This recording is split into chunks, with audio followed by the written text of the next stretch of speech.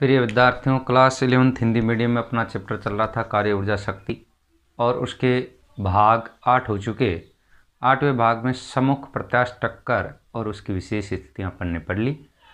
और आज के इस क्लास में, आज के इस वीडियो में कार्य ऊर्जा शक्ति के भाग 9 में अपना टॉपिक है दो कणों की सीधी अप्रत्यास्थ टक्कर। सीधी अप्रत्यास्थ टक्कर कण टक्कर के पश्चात चिपक जाते हैं। चिपक जाते हैं।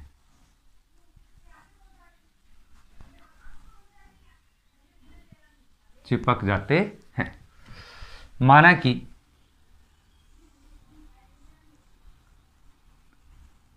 M1 तथा M2 द्रव्यमान के दो पिंड हैं।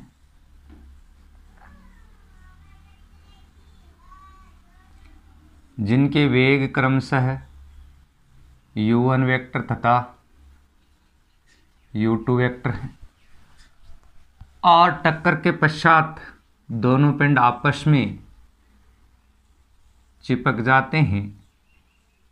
दोनों का संयुक्त वेग v वेक्टर हो जाता है, M1 और M2। ठीक। अप्रत्यास्थ टक्कर क्या? ऐसी टक्कर जिसमें संवेग संरक्षित रहता है लेकिन गतिज ऊर्जा संरक्षित नहीं रहती, उसे कौन सी टक्कर कहते हैं? अप्रत्यास्थ टक्कर कहते हैं। और संवेग संरक्षण नियमानुसार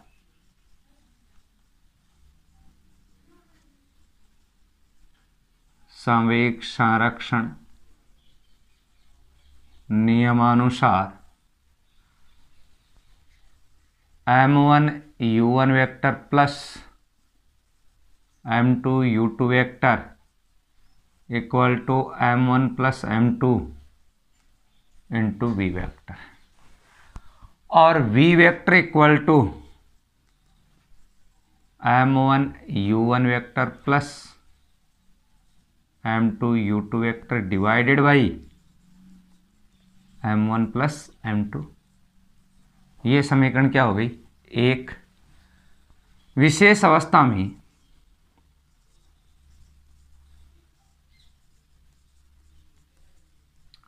में यदि लक्ष्य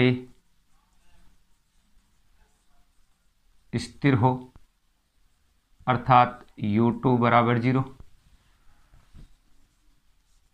तो V vector equal to M1 U1 vector divided by M1 plus M2। समीकरण 2। ठीक है। टक्कर से पूर्व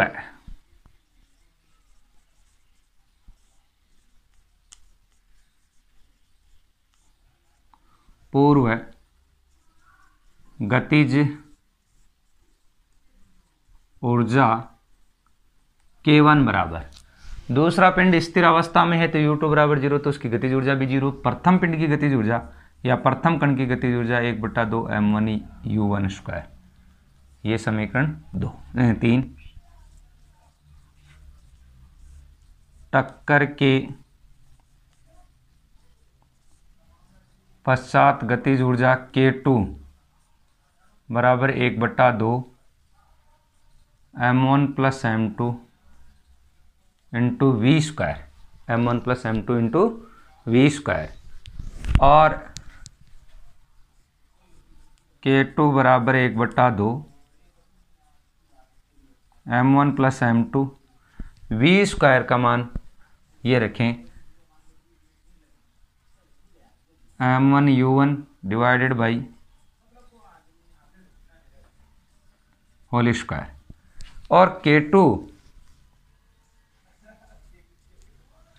ये इसके होल स्क्वायर से ये कैंसिल हो गया तो नीचे M1 प्लस M2 बच गया, 1/2 m1 square u1 square divided by m1 plus m2। ये समीकरण कितनी 4। समीकरण 4/3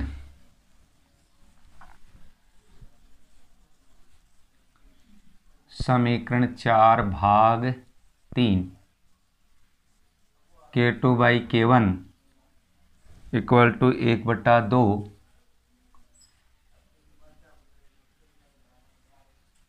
m1 square u1 square divided by m1 plus m2 और K1 बराबर 1/2 m1 u1 square 1/2 m1 u1 square 1/2 से 1/2 m1 से 1/2 m1 कैंसिल 1/2 से 1/2 कैंसिल तो K2/K1 इक्वल टू अपने पास क्या आ गया m1 square u1 square divided by m1 plus m2 into 1/m1 u1 square से u1 स्क्वायर कैंसिल m1 से इसका whole square cancel K2/K1 equal to m1 plus m2 m1 divided by m1 plus m2। इसके का मान 1 से क्या होगा सदैव कम होगा क्योंकि अंश छोटा है हर बड़ा है तो less than 1। K2 is less than K1 K2 is less than K1। इसका मतलब प्रारंभिक गतिज ऊर्जा अंतिम गतिज ऊर्जा से अधिक होगी या अंतिम गतिज ऊर्जा प्रारंभिक गतिज ऊर्जा से कम होगी और गतिज ऊर्जा में क्या होगी हानि। और गतिज ऊर्जा में हानि का फॉर्मूला प्रारंभिक गतिज ऊर्जा माइनस से अंतिम गतिज ऊर्जा।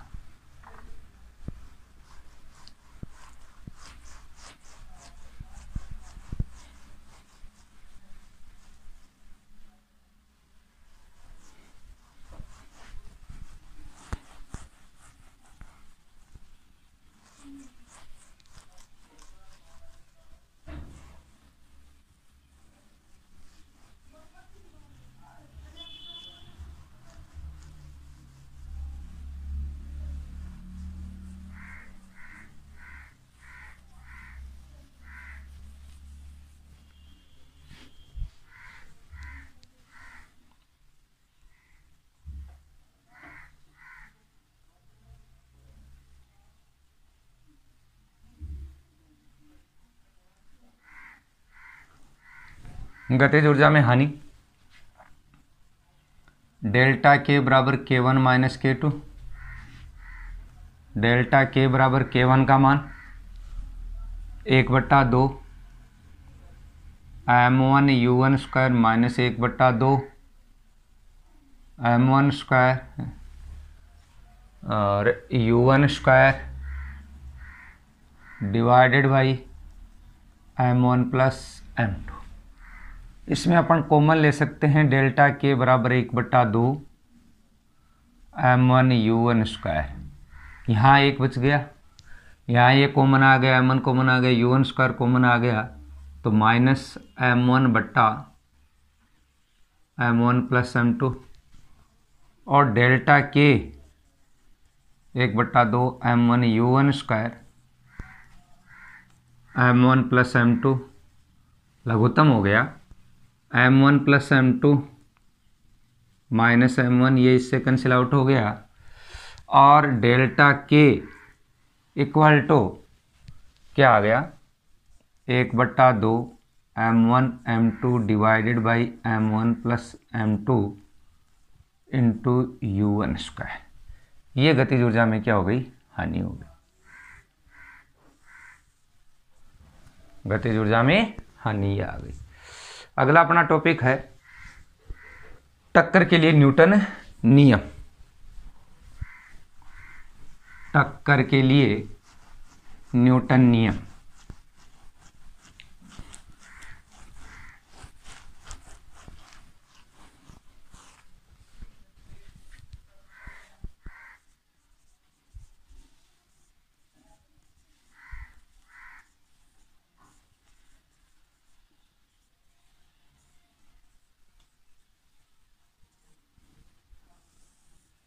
टक्कर के लिए न्यूटन नियम।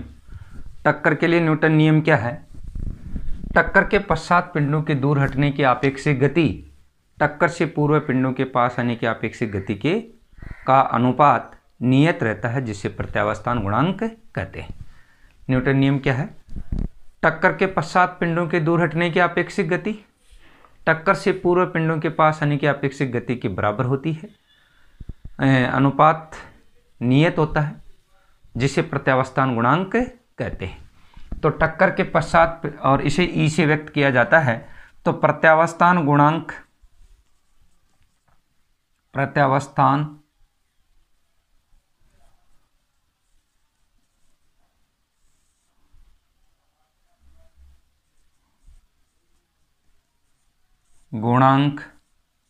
ई बराबर प्रत्यावस्थान गुणांक ई बराबर टक्कर के पश्चात पिंडों के दूर हटने की आपेक्षिक गति तथा टक्कर से पूर्व पिंडों के पास आने की आपेक्षिक गति का अनुपात नियत रहता है, जिसे ई से व्यक्त किया जाता है v2 माइनस v1 और u1 minus u2।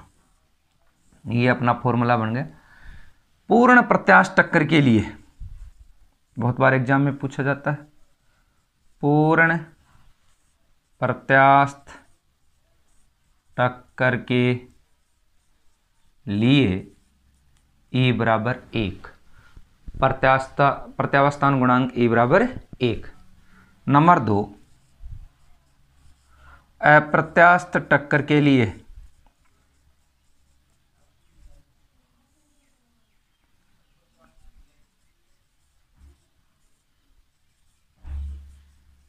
E is less than E is less than 1।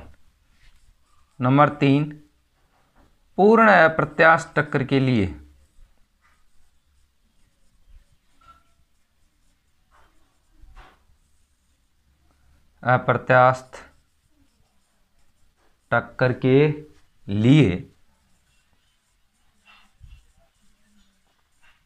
E बराबर 0। ओके, नेक्स्ट अगली क्लास में।